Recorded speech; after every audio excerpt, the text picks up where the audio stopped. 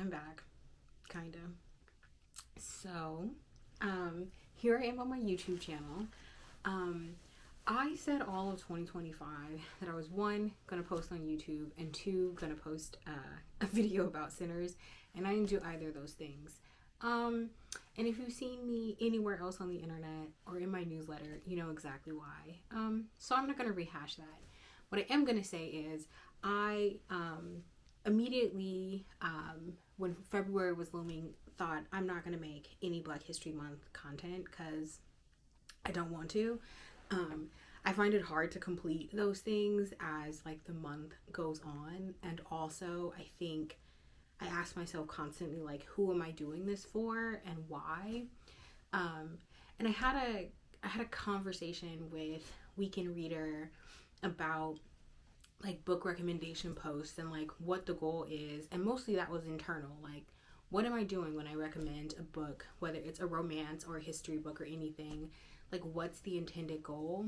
And I don't really have like an answer to that question yet, but it did coincide with a different question or a different frustration I was having as an academic, and it was to think about, or I was thinking about, a lot of the articles and essays I've started and stopped about Black romance, which is all I write about.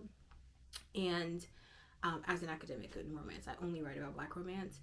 And I realized that part of the frustration I was running into is that I didn't have a thesis. Like, I knew there were books I wanted to talk about. I knew there were questions I wanted to ask, or books that I wanted in conversation, like history books or moments in history that I wanted in conversation with certain books, but I didn't know to what end. And I'm still sort of struggling with that. But I am trying to be more transparent about that as a writer and an academic, that I am very much still thinking about all of that, and also that I'm thinking about that in a moment that feels very fraught, and that because of also how I function, I also like sort of shrink into myself. But if you have not seen my Senegal vlog, I want to say that I came back from Senegal with just this like millions of ideas and questions and books I hadn't thought about reading, or books I haven't reread in years. And creatively, in fiction and in academia, it just sort of led me down these really interesting, what I hope are really interesting pathways for my research and then books I want to publish in the coming years. And so I thought, I've also said that I really want to mesh those parts of my brain together more effectively on social media, as little as I'm posting on social media, where I think about the relationship between romance and Black romance and Black histories. And so I think this video emerged out of that thought. And I don't really know where this is going to go in this video and then in future. So I'll say that, my bad. So I'll say that I woke up today thinking I had a clear idea of what I was going to do. And as every other day I have thought that, none of that happened. Because instead of doing the things I thought, oh, that's not true. I wanted to wash my hair and I wanted to do my nails. I did both of those things. Everything else I did not do. And so like I didn't do the things I thought I would be doing today, primarily because I started thinking about what I had on my shelves, specifically because a lot of my academic work has really my entire life been about love. Not necessarily romantic love, although there are romantic relationships in some of my work, but the love between like parents and children and then community members. And I am back on that bullshit, and thinking about like, I'm creating for myself for these various projects a number of bibliographies. One of them is about Black love and history. And mostly thus far, it has been stuff that has been published in the last few years that I haven't had time to read. And some of it is just stuff I, have been discovering in my secondary research. And I finally was at the time that I was like, oh, I actually need to know what is on my shelves. And not just for this, but also for some recommendations I promised various people in my life. And so this collection, this discussion, I'm just gonna call it a discussion, came out of that.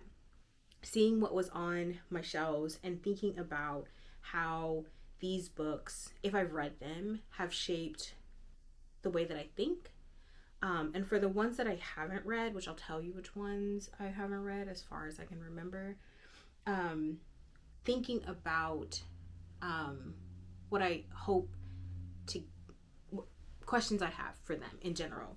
And so this is still me not having a thesis. This is me with a lot of research ideas or topics and not yet knowing exactly where they're going, which I remember as a grad student hating this specific space because everything was on a deadline, right? It was like I have a paper due at the end of the semester, or my dissertation or thesis has to be done like in X, Y, and Z point. And but like before graduate school, this was my favorite part. Like this was just, whatever we're calling it now, my hyperfixation research, right? And so I'm trying to like lean into or rediscover that space where I felt like, oh, this could go anywhere, and I'm yet to know exactly where it's going.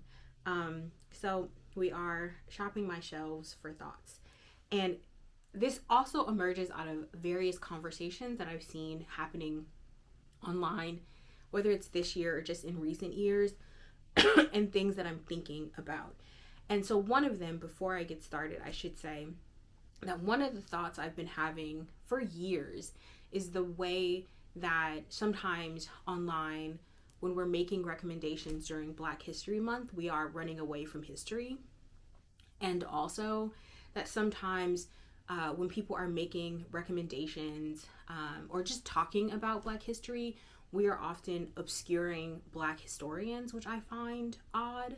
And I have more thoughts about that. I have yet to figure out what to do with them either. But just know that that is also a thing that I'm thinking about, like how important Black historians and archivists and librarians and novelists and other artists have been to preserving and interpreting and disseminating Black history, and how important it is not just to learn the facts, the names, the dates, but also the people who made that work possible, very often through incredible sacrifice, personally, and also without a lot of institutional support at the time. So that is my sort of long intro. And so I guess I should tell you a thing that I'm thinking about before we get into the books. I have said, and I'm going to go on record saying this again, because I haven't said it since Twitter, online. I have often said that I think one of my biggest frustrations with the romance genre is how often books are not about love, but about romantic gestures. And I think that distinction sometimes feels razor thin, and sometimes it feels like a chasm. Like I'm not reading people falling in love. I'm watching people go through the motions. And that sort of butts right against this sort of other frustration or this other conversation that emerges online about the importance of tropes and romantic gestures in the genre of romance novels, and how, without those things, or what we think those things are, a book doesn't feel like, it doesn't hit the same, is sort of some of the language I've been seeing. And well, I think there is some merit to that. I also think that I'm not a big fan of romantic gestures as a person or as a writer. I am, however, a big fan of people, of their behavior, and their words matching up. And I think in lieu of a romantic gesture, I would love an honest, like as a reader, I would love an honest conversation. This is also probably why I love second chance as a trope, and I don't run away from the idea of a marriage in trouble, because, like, for me, that's where the love is, right? Like, in second chance, if you have tried this before, what would make you try it again? If you know that it has failed once, it could fail twice. And some of that is that I'm a different person, like the character, I'm a different person. I have gained these skills that will make me more successful in this relationship, or at least allow me to approach this relationship with a whole bunch of a renewed vigor, right? This is also, though, I think why I'm so frustrated at times at the way that people run away from grief and mourning in romance novels.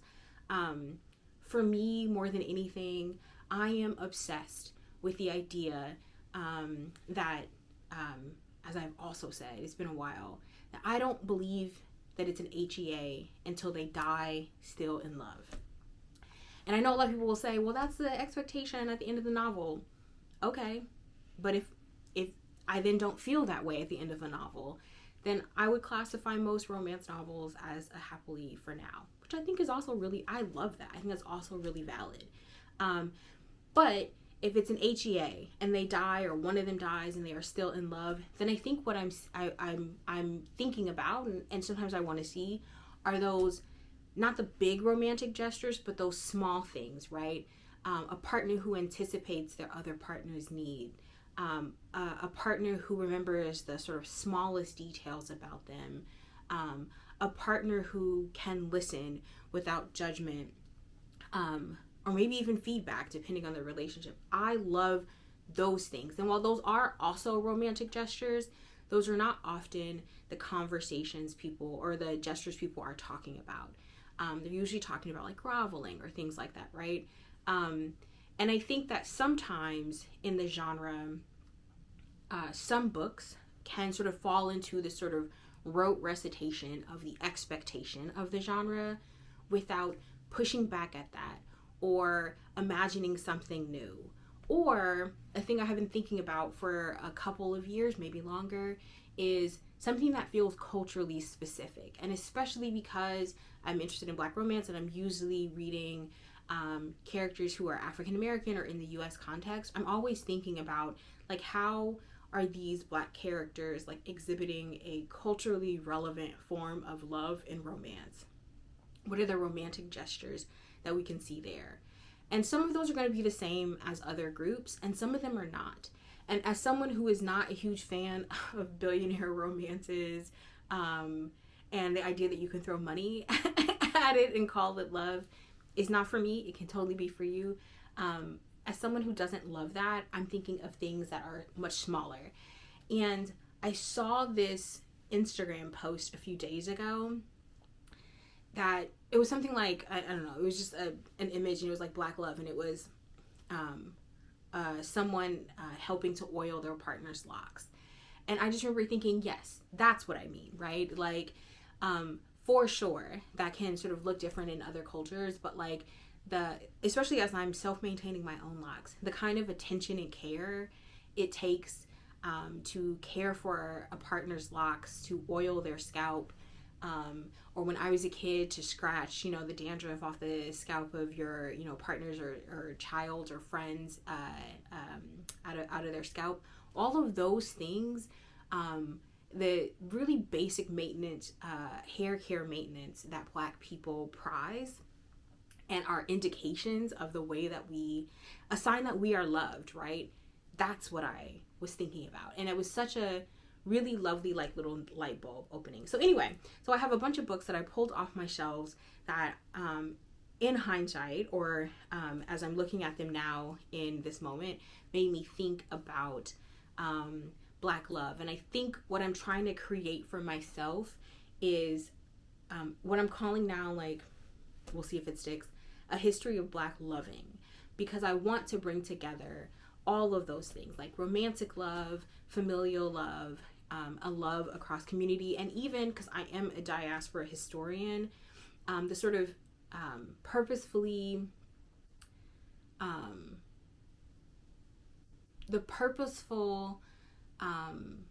sort of loving of other Black people across cultures and borders, which many days feels very difficult. All right, so I'm going to start with slavery, and I have like a bunch of them.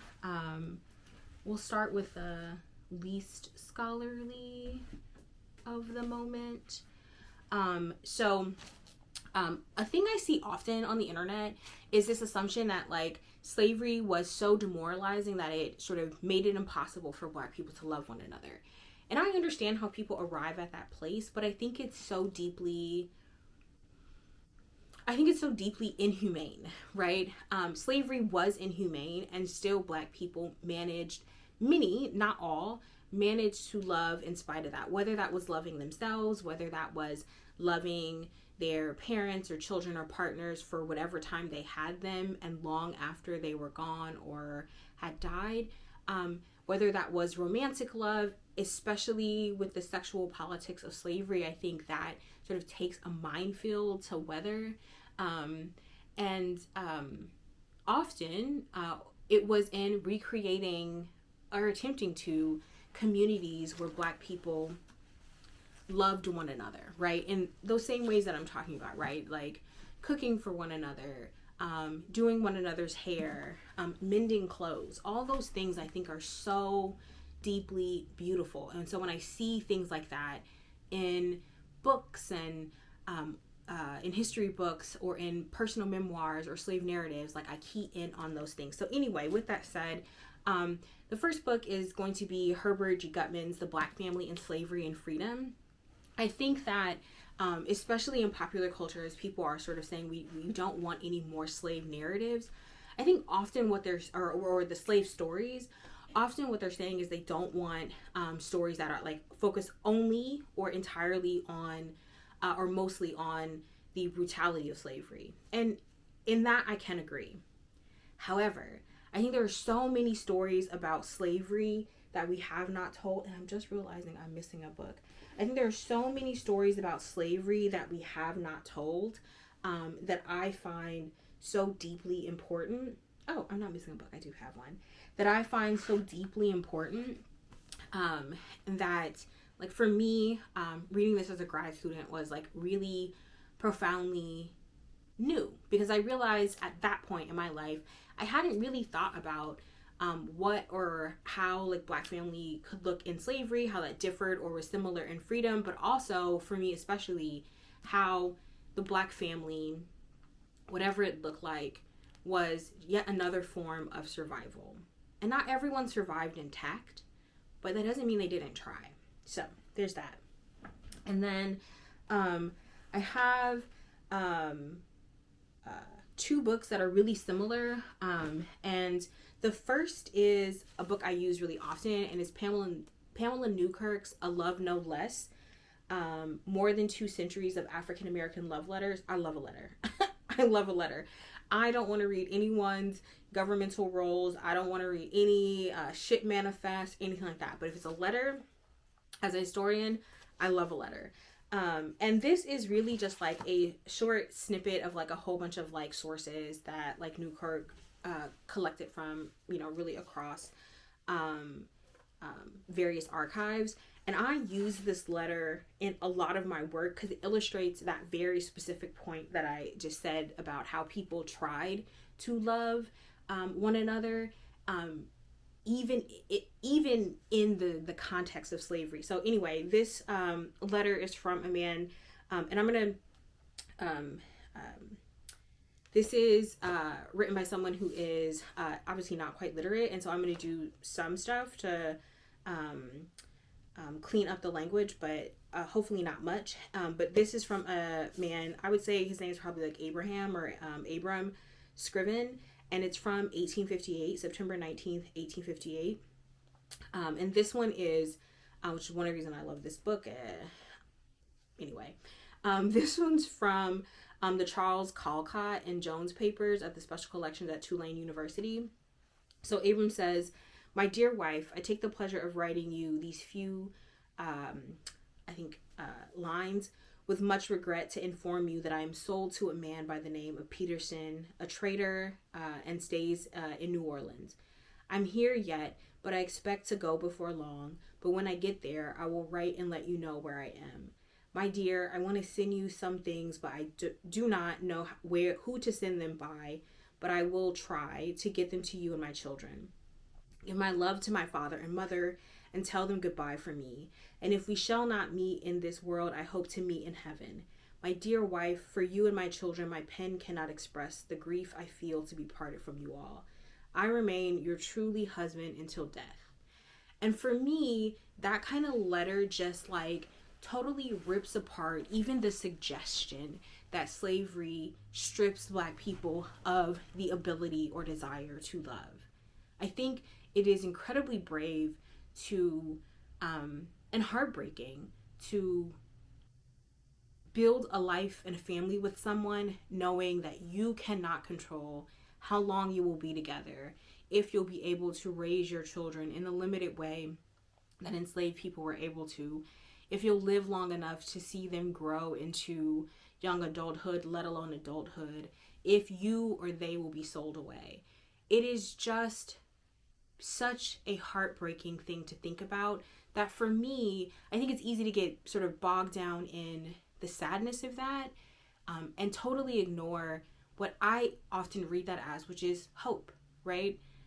Even in this, Abram says, distance does not end their marriage. It does not end their love for one another. And to be fair, a number of enslaved people who are sold away do often remarry and have other children, which I think people think of as sort of marring the idea of marriage or union. And I think, again, sometimes that is just humans being looking for connection. And to ignore that or to dismiss it is, I don't get it. But similarly, actually the other one will come later. And then similarly, I think that Tera Hunter's Bound in Wedlock is, again, one of those like really important texts that makes me think about, again, the ways that enslaved people and free Black people understand the importance of marriage and family, but also how it can absolutely be used to like subjugate them. And we don't have to run away from either one of those. We don't have to exalt marriages, Black marriages in history simply because they existed, but we also don't have to dismiss that what are possible joyful or loving feelings simply because it is happening in slavery. And actually, I'm not going to do the next one later. The other one, which is really popular a few years ago, which is I Can't Wait to Call You My Wife, African American Letters of Love and Family in the Civil War Era. Unlike the Newkirk one, which sort of covers 2 centuries and really mostly has, it's a really small book. Like this one is much larger and has far more letters, but it is focused on the Civil War. So I think of the two as working really well together. And then the other is a book I love. I just love. And it's Jennifer Morgan's Laboring Women, Reproduction and Gender in New World Slavery. And I think that one of the things that I think, especially when we're talking about reproductive injustices in slavery and after, is it's really easy to only focus on the absolute horror that enslaved women and free Black women often experience. And I think that, you know, Jennifer Morgan doesn't shy away from that by any means, but like some of my favorite historians, they are also tempering that with usually like understandings of or at least interrogations of what enslaved, in this case, women thought about reproduction and how they attempted to grasp onto control of their own reproduction in a world that sought to give them none. I think, again, the two sort of work hand in hand, and this was, when it was published, just like a feat. And it is still one of my favorite books on women in slavery. So I'm also trying to think about, like I said, like love, not just in the romantic sense, but in the sense of also self-love, familial love, community love, right? Like we can see that in the way that enslaved and free people attempt to constitute their own families, reconstitute them after freedom, or take some measure of control over their bodies, if at all possible, as an affirmation of not just often self-love, but also other relationships as well. So big fan of this one.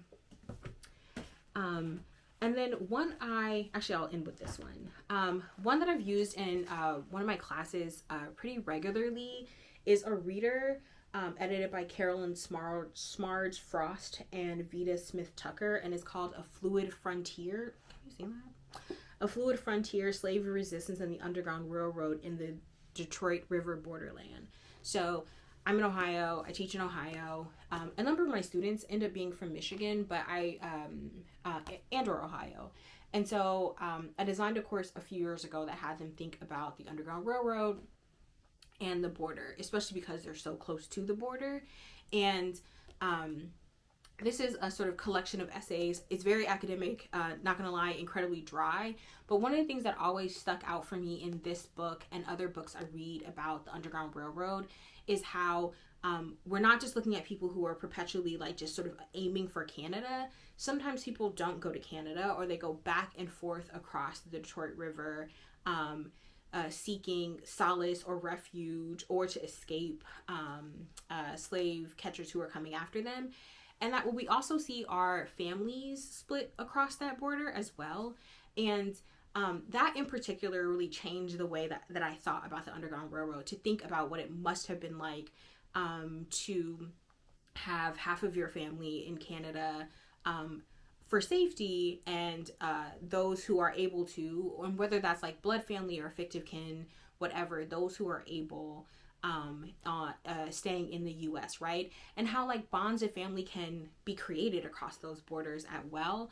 I've made last year, one of the probably most productive things I did was to go to Windsor pretty regularly. There's a museum there, which I cannot remember the name of, but I'll put it in the description.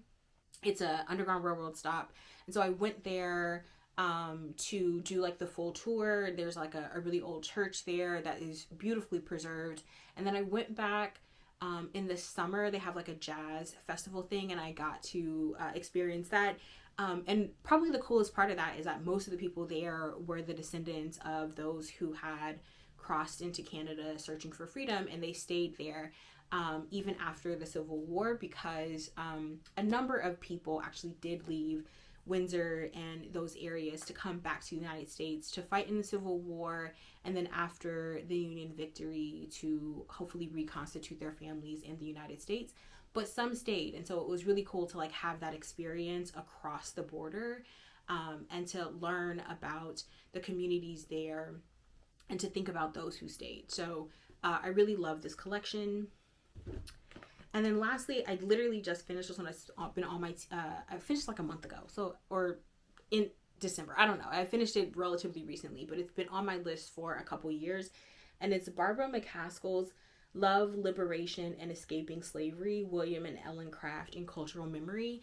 Really good, really short book, sort of thinking about William and Ellen Craft. And if you don't know who they were a couple who were married in slavery and escaped to freedom by Ellen, who was very light-skinned and could pass for white. She wrapped her face and her body and pretended to be a injured white man, and her husband, who could not pass for white, pretended to be his servant until they made their way to freedom. And this is a really short book. I really need to find something a lot longer on the Crafts, but this is sort of related to the thing that I said about how frustrating it is to get the same story about slavery over and over again, when the Crafts are sitting right here, like especially when it comes to like romance and love.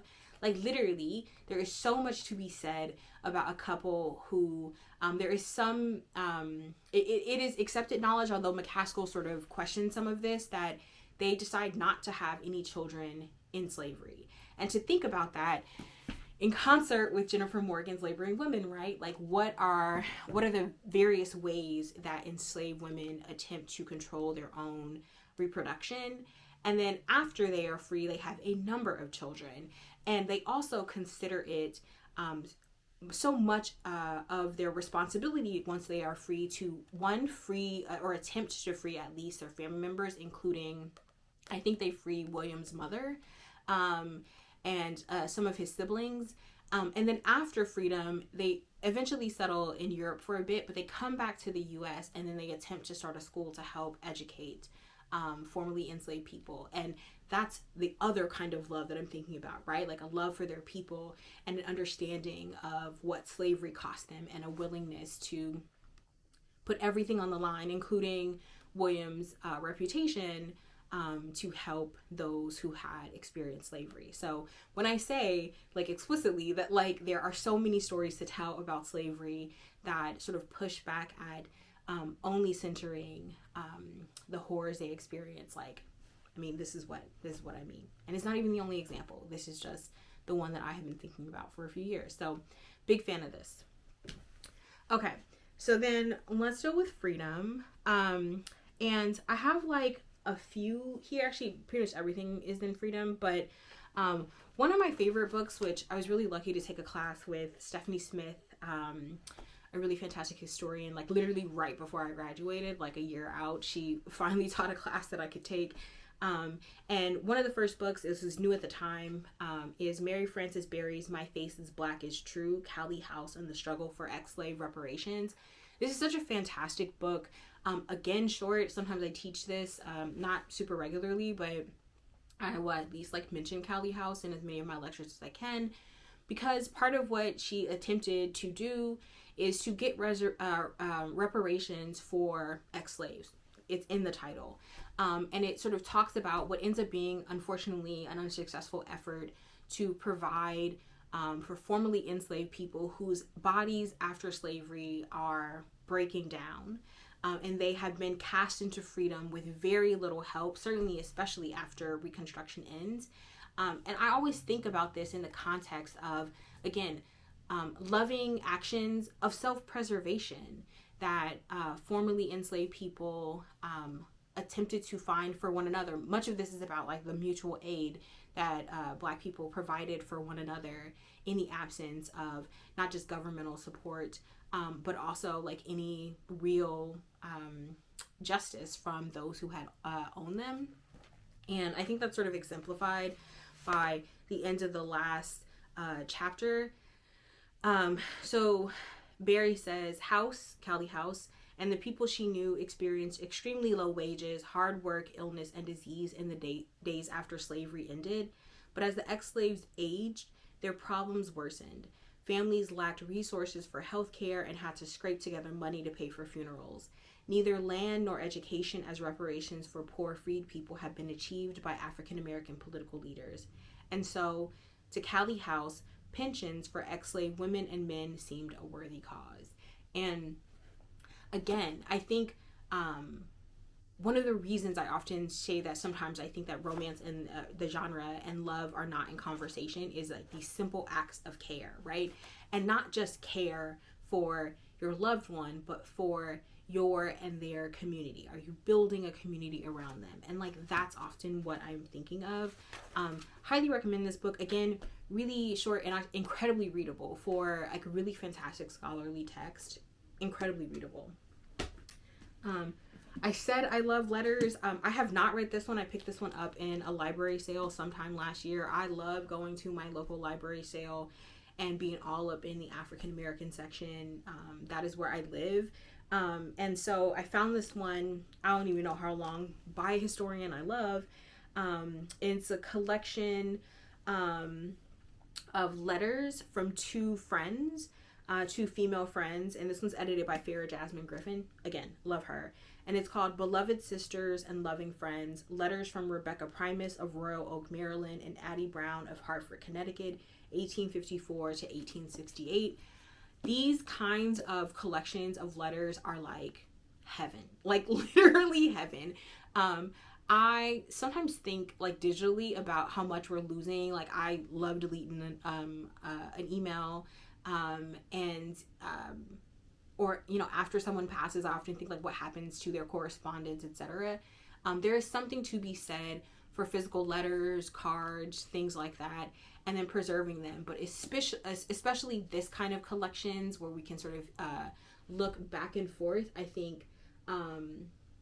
I think about things like this a lot, and so this one is on my TBR for sometime this year. I'm not going to pretend as if I'm reading this all this month. I'm not, but this one I've had for a bit. And then I think I'll end with memoirs. Again, another historian I love, Barbara Ransby. There are a couple of biographies of Ella Baker that I think are fantastic. This is just the one I read when I was a grad student, and it still proves to be really instructive for me. One about Baker's life, but also from Barbara Ransby about like how you do good work. And so this one is Ella Baker and the Black Freedom Movement, A Radical Democratic Vision. I love this book. I love this book. For so many reasons, but especially in the context of thinking about someone who, from girlhood on, dedicates her life to the movement and her people and freedom, but also like a global movement for freedom. I just love this one, and I especially love, and I've been thinking about not just Ella Baker, but civil rights activists a lot in the last year for very obvious reasons. I especially loved and honestly struggle with the ways in which some of the best activists that I have ever learned about are fantastic community builders. They are people who are able to break bread with people who are not quite there yet, right? Like in Baker's case, right? Like in her, I think like 30s or so, she works as a NAACP field worker, and so a lot of her work is to travel around the South and essentially like help either set up new chapters of the NAACP or just like check in on and like help support NAACP chapters.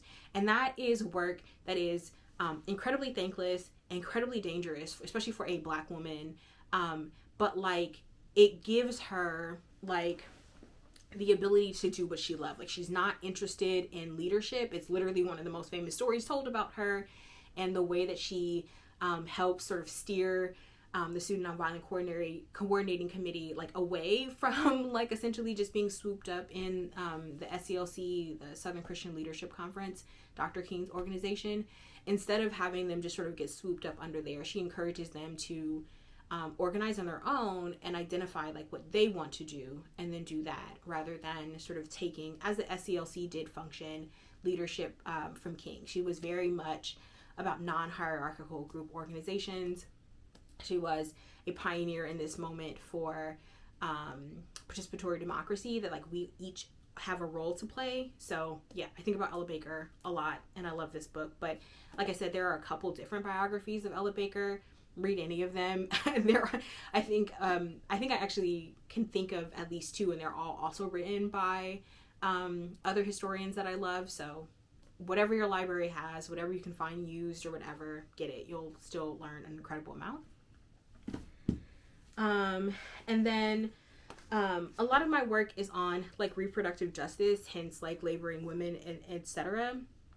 And when I was writing my dissertation, like this book was like really significant as I was trying to sort of think about how Black women wrote about reproductive justice and also reproductive abuses. So this is the Black Women's Health book, Speaking for Ourselves, edited by Evelyn C. White.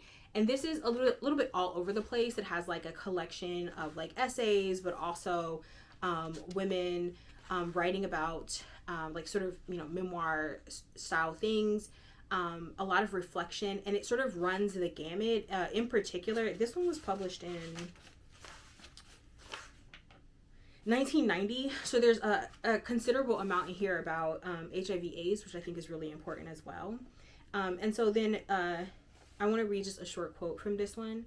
from the introduction. So it says, for every well-known Black woman whose death has been noted and marked, there are countless other Black women who have died in the shadows. These are the Black women in our neighborhoods and communities who suffer in silence from AIDS, hypertension, diabetes, or domestic violence. They are the Black women who die without anyone ever asking why death came to call too soon. And I think that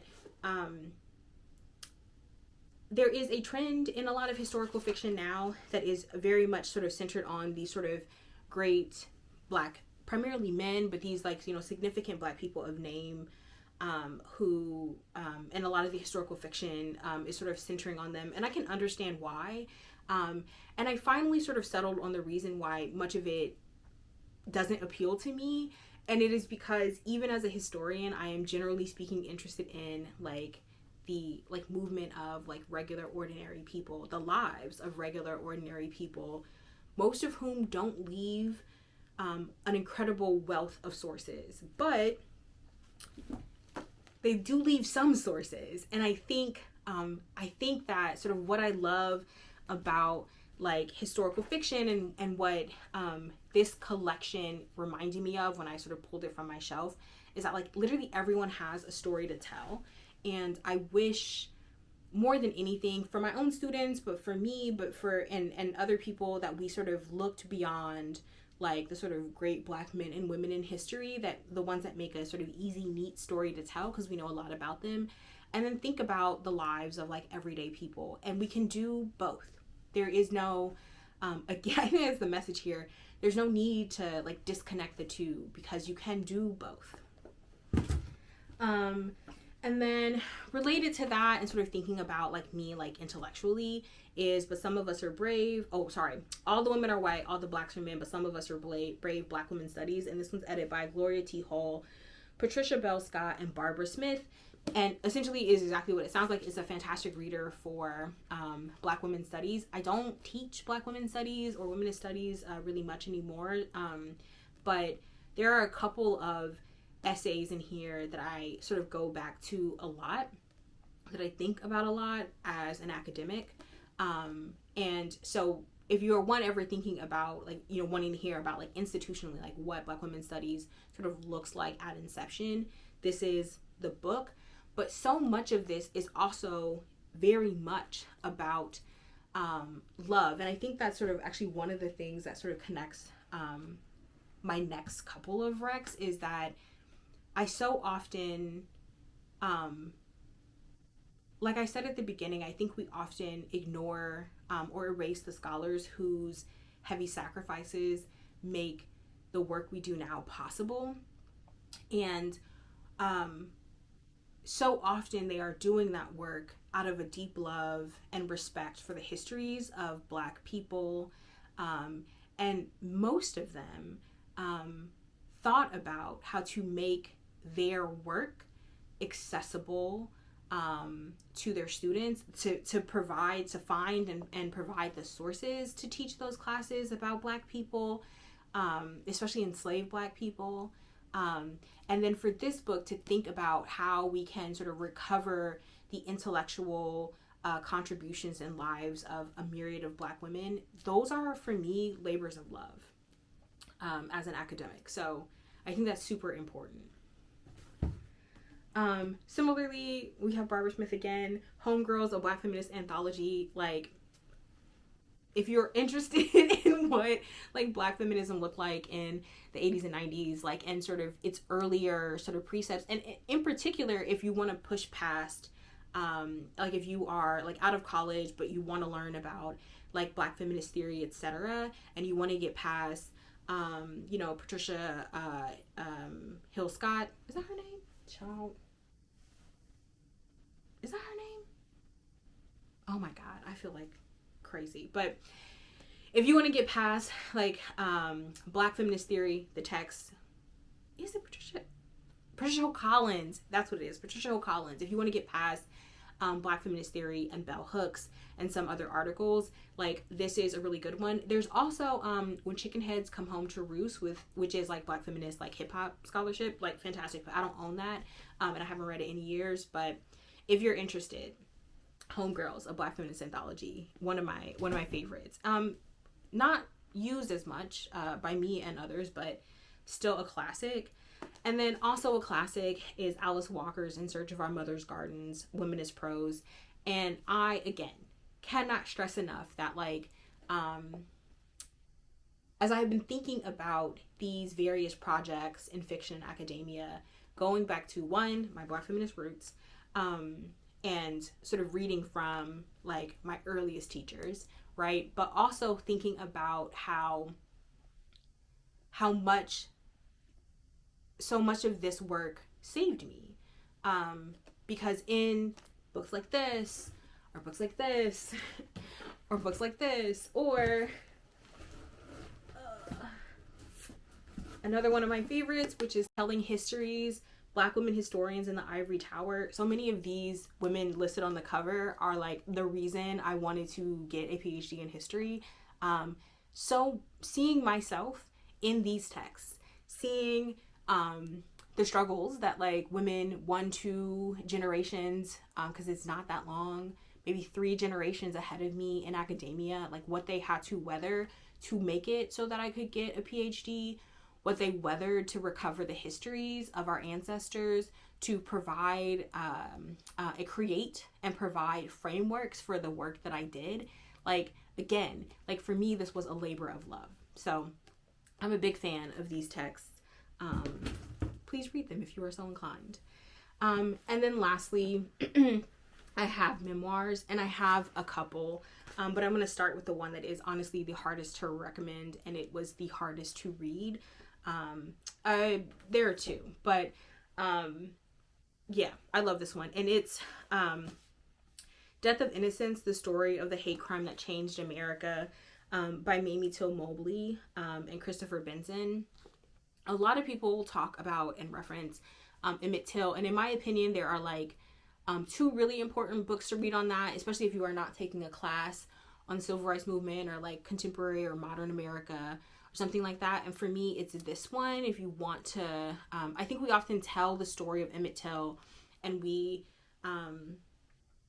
lock him and his mother in that moment of her opening his casket and those pictures, understandably. But it wasn't until I it wasn't until I read Death of Innocence that I thought about some things that felt very obvious and I should have thought about before, which was, again, like, what does it look like to lose someone in that way? And then also, and most importantly, all of the emotion that came before. Like, I have often sort of given this lecture on Emmett Till, and I talk about hate and his mother's relationship. But once I read this book, I changed the way I gave that lecture to really focus on the emotions, because there's so much of it here. And again, right from the beginning, I think you see this. So she says, "Hardly a moment goes by when I don't think about Emmett. There are constant reminders. I see his face everywhere. It is on my date book, on the calendar on my wall, on a special t-shirt I wear, everywhere. Pictures and mementos fill my house. His presence fills my life. At times, I will think about something he said or did, something funny, something so many years ago, and it will still make me laugh each time, just like the first time." And so I've talked about like why I write so much about grief.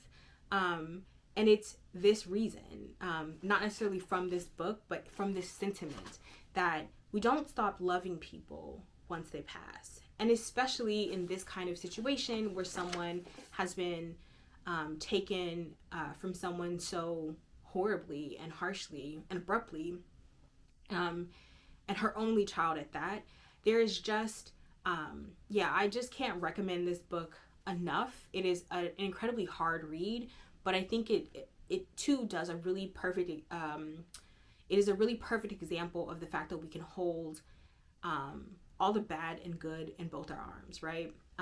Because we have to. I just realized this is not the end, the memoirs. Related to that is Leslie McSpadden's Tell the Truth and Shame the Devil, The Life, Legacy, and Love of My Son, Michael Brown.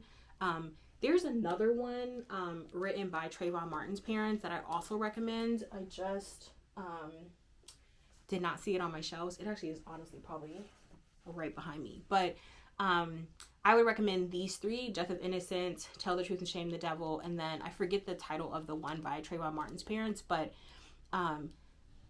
especially in the context of like how many of these deaths we've seen, it matters so much to me that we don't reduce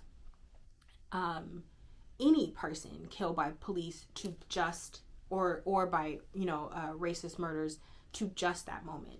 And so I love these particular kinds of memoirs because they really force me and us to remember that these were people's children.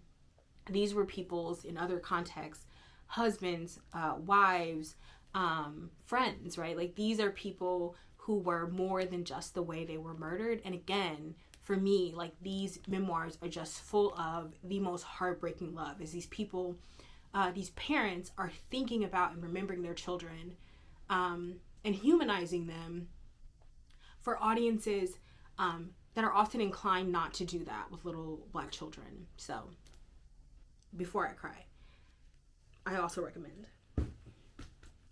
Okay, and then the last two memoirs, I think I'm probably going to run out of space on my SD card, so I need to pick it up. I think everyone reads Bell Hooks Is All About Love because, like, sometime in, like, 2020, everyone was like, this is the premier text about, like, love, and this is whatever. And I think that as someone who has been reading Bell Hooks since I was, I think, like, 19 is when my professor, Denise Witzig, put Bell Hooks in front of me, and I was like, well, I'm about to make this and being a Black feminist my entire personality. So I have read a good portion, not all, of Bell Hooks' books. And while I think that All About Love is really important, certainly specific chapters of it, like, I'm a really big fan on the delineation that Bell Hooks makes between love and care, which I think is also sort of pushing that delineation I'm making about between romance and love. But I really appreciate that delineation. I don't actually love her discussion of romance novels, but that's a conversation for another day. But anyway, I think many of her theories, some parts of them hold up really well. What are we at now, like 30 years later, maybe a little bit more. And some parts of them don't. And so as I think about Bell Hooks and, like, recommending her, I think about the books that stuck with me, the text that I come back to really regularly. And one of them is Bone Black, Memoirs of Girlhood. When she wrote this, she said that there were, like, almost no books on the market that dealt with Black girlhood. And from what I remember, that is the case, outside of, like, I Know Where the Caged Bird Sings, and I think a couple of other Maya Angelou's autobiographies. But she was writing into a void, which I think people often forget about a lot of Bell Hooks' work, is that she was often writing into a void in the field, right? There weren't a lot of memoirs of girlhood, and so here we are. And there are certainly more now. There wasn't a lot of feminist discussion of love in particular, which is why she sort of started her love, 4 books now? And especially her focus on some of her later books on Black men, masculinity, and love. Like, there was really nothing like that on the market at the time. And I still think we are well behind that, especially if you're not looking for a self-help version of that. Like, you're looking for a critical feminist lens or a critical racial lens. Like, there was not much of that then. There is not much of that now.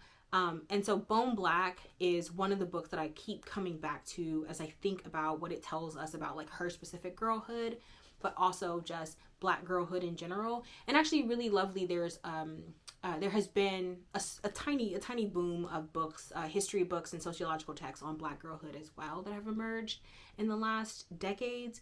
So that's really important. And then this one I have not read, but I have been circling it. Like William and Ellen Craft, like, as a couple that I am, like, sort of obsessed with historically, I am a big Ossie Davis and Ruby Dee stan, like, big stan. And I was a stan before I did my dissertation. I still remember seeing them in, like, Spike Lee films, like, as a youngster, and then seeing them, like, older in their old Hollywood phase and being like, oh, respectfully, Ossie Davis was kind of fine, and Ruby Dee was also beautiful, but I just sort of love them. And I have been circling this memoir they wrote for literally years and just have not read it. And so this is like top of my like summer reading TBR because I want to really dig into this. So love them. And like a few years ago, one of their grandsons was trying to make a documentary about them. And I think he never got the funding, which like sort of breaks my heart, but you know, whatever. Okay. And so I don't, in this context, did not want to recommend a lot of fiction because I think that one of the things I'm thinking about now as I'm trying to bring like the two parts of myself together is the kinds of nonfiction I need to read and want to read to write the kind of books that like I have been preparing and have, you know, in some cases started writing and to like, you know, I want to make better. And most of that is actually like nonfiction. It is, and specifically like Black history or Black memoirs, as I'm thinking about representing Black people. I was gonna say well, but I don't like the sort of like respectability politics of that. So just thinking about sort of representing Black people. But anyway, so with that said, I have three novels that I want to recommend, or at least talk about. And we'll start with the one I have not read, which is Pauline E. Hopkins' Contending Forces, a romance illustrative of Negro life, North and South. And so I feel like, also got it from library sale. I feel like I can say this because, like, honestly, this would just be helpful, but I recently wrote an essay. It's out now, so I can say it. I recently wrote an essay on the history of African-American romance for the Detroit Public Library. Really excited to do that. And what I loved at the end of that, which I don't get often, I don't get the chance often, maybe I don't give myself the chance often, but at the end of that, I was like, oh my God, I could have written so much more about this, but there's so much I don't know. And one of the things I have been thinking about, even before I got asked to write that, but that came up again when I wrote it, is how often we, like as scholars, keep thinking about sort of what's the earliest like Black romance. And I'm gonna be honest with you, none of the options, I don't agree with any of the options. Like there's like Emily, A Yellow Rose of Texas is not. There's another one. God, I can't even think of the name. None of those books for me like read as a romance as we define a romance now. And so I keep sort of going back and forth and trying to read one, just like older and older books that like, you know, this isn't quite a romance in the way that we define it now. But as I understand it, there is a romantic narrative here that like is sort of a stand-in for like sort of social activism, etc. And so I want to think about that. And then I also have on my deck Dark Princess by W.E.B. Du Bois, which is not relevant here because it's not a Black romance, but I'm trying to read sort of earlier and earlier text where Black people are writing about romance and love, so I can think about, again, that question that I said about like what does it mean like culturally, like what are the cultural specific ways that Black people love, like how do they love. And then also I'm in search for something that feels like a romance as we define it now from an earlier period. There can be differences for sure, but yeah, I'm on the search. So this is part of that, Contending Forces. And then Zora Neale Hurston's Their Eyes Were Watching God. I love this book. That is enough in and of itself to be included here. But also, I think about this book constantly when I think about like what does it look like for Black people to love in incredibly adverse moments of time. And I kind of can never tire of critical conversations about Their Eyes Are Watching God, whether it's about like Janie herself or Eatonville or her relationship with Tea Cake, etc. I mean, I could just sort of live in that space. But in particular, I think probably my favorite interrogation of this book is how we are watching Janie become and learn to love again herself. I love personally Janie and Tea Cake, but more than anything, I love who we see Janie as at the end of this book. And as someone who also just adores the many ways that Black people speak, I love, this is my preferred novel for going back and sort of reading Black vernacular. And this is a random connection, but it is a random Sinners connection. It's one of the reasons why I'm so obsessed with Ryan Coogler and also Marshawn Lynch as a fellow Black Oaklander. I love hearing my old accent. I do miss it. And I love the way that those two men in particular have been able to move through the world with such great success without code switching. I love it. And then lastly, I think about this a lot, how so many of the texts that shaped me as a historian also erased or at least marginalized queer Black people. And how even now I'm still like discovering texts and reading texts and still having to learn about queer Black histories. And for me, especially queer Black histories outside of the Harlem Renaissance, where I like know far more. But we don't have, I think, the kind of record that we need and we deserve about like the history of queer Black people. And so in that context, I could not miss the opportunity to recommend Robert Jones Jr.'s The Prophets. I know I said earlier that there's certain kind of historical fiction that I don't like. This is the kind of historical fiction I love, because it does the thing that I am just obsessed with. One, obviously it's not about like sort of well-named people, like people we know or whatever. And that's sort of the beauty of it. I think that every now and then when people are sort of talking about wanting to write historical fiction or historical romance, they get bogged down in the details.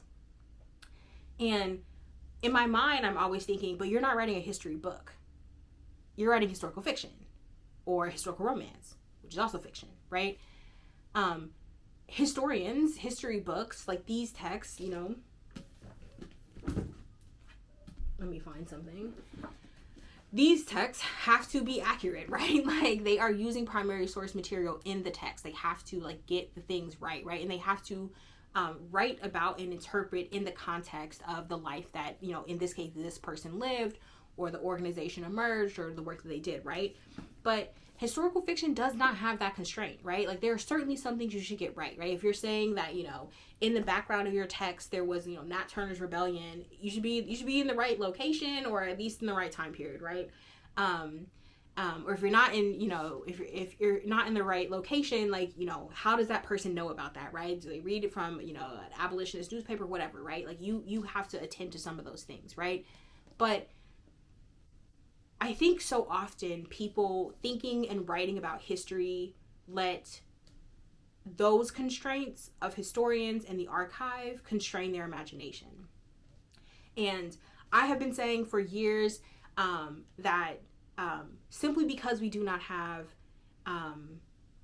sources of, in this case, queer enslaved men, or we don't have sources that say, you know, there were people who were, you know, in the vernacular of the time cross-dressing before, you know, the 1920s or 30s, right?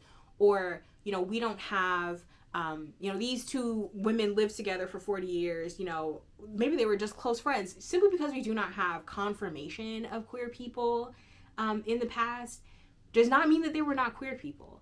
And so I loved from jump, as soon as this was announced, I loved from jump that like Robert Jones wrote a text that like stretched his imagination and that imagined queer Black men in slavery and in community, that did not use the really contemporary homophobia, they did not see that as perpetual, that he could imagine a space where queer Black men are able to be in community, right? However fraught, again, because of slavery. Or I think about this a lot in sort of texts from, like, let's say Africa, right? That, like, the ability to imagine African communities before colonization, which were incredibly expansive in their understandings of gender and gender expression and romantic and sexual relationships, right? To imagine a world beyond those constraints is, like, my absolute favorite kind of historical fiction. And this one just sticks with me, and it is a perpetual wreck for that reason. When I'm thinking about the kinds of historical fiction I love and want more of, it's like literally less kings and queens and, you know, great Black leaders or whoever, and more everyday people living and loving in community. And so I guess on that note, I will end. I ain't editing this, so this is gonna go up pretty quickly after I after I finish recording, and what will take me the most amount of time obviously is this book list, and there are so many more that I couldn't think of, but I will say that I'm recording this and posting it mostly to show up for myself. As I've said in other places, I can't really be on the internet in the way that I used to be. I don't want to be on Threads fighting people. Like, that TikTok algorithm, I don't need necessarily showing me my students, but I do want to get back to talking about books, my own and others, and Black history and Black love. And so even though the plan was not to really engage in any Black History Month content, I am, as a Black historian, going to engage in some Black History Month content. So thanks for watching.